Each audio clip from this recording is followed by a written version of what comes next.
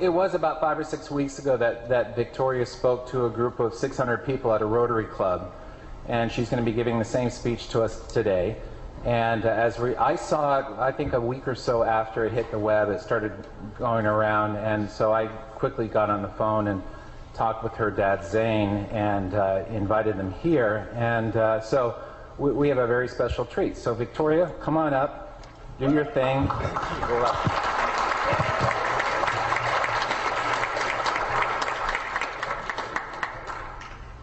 Have you ever wondered why Canada is in debt? Have you ever wondered why the government forces Canadians to pay so many taxes? Have you ever wondered why the bankers from the largest private banks are becoming wealthier and the rest of us are not? Have you ever wondered why the gross national debt is over $800 billion? Or why we are spending $160 million a day on the interest of the national debt? That's $60 billion a year. Have you ever wondered who receives the $60 billion? What I have discovered is the banks and the government have colluded to financially enslave the people of Canada.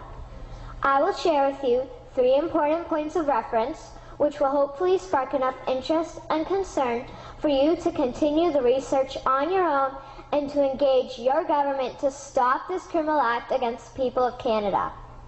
First, we will briefly examine the Bank of Canada. Second, we will see how our banking system works today. And lastly, I will offer a viable solution that we can petition our government to implement. A very little known figure in Canadian history is J.O. Graham McGeer. He was a lawyer, Member of Parliament, and Mayor of Vancouver. His contribution to Canada is probably the greatest in our history. He championed the creation of the National Bank of Canada, whose sole purpose is to create and manage Canada's money. It was formed on July 3, 1934, and owned by all Canadians. Until the 1970s, because of the Bank of Canada, Canada's national debt was held at a constant, manageable level, until the government decided to implement what we now have as our modern-day banking system that is robbing the Canadian people. So how are they robbing us? Allow me to explain how our private banks and government work today. First, the Canadian government borrows money from the private banks. They then lend the debt-based money to Canada with compounded interest. The government then continues to increase taxation of Canadians year after year in order to pay back the interest on the exponentially growing national debt.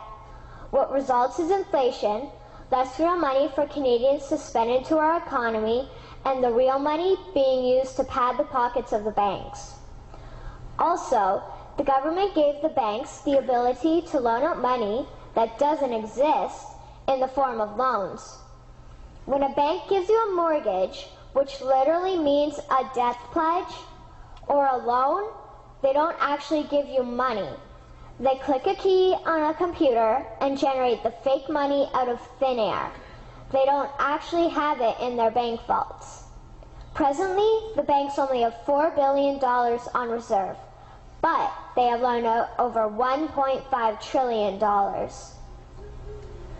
To quote Graham Towers, each and every time a bank makes a loan, a new bank credit is created. New deposits, brand new money. Broadly speaking, all new money comes out of a bank in the form of loans. As loans are debt, then under the present system, all money is debt. What I find interesting is even Jesus, in Matthew 21, drove out the money changers in the temple because they were manipulating the currency to steal money from the people. The private banks are just like the money changers in Matthew 21. They are defrauding and robbing the people of Canada, thus their freedom, and they need to be stopped. How should the banking system work?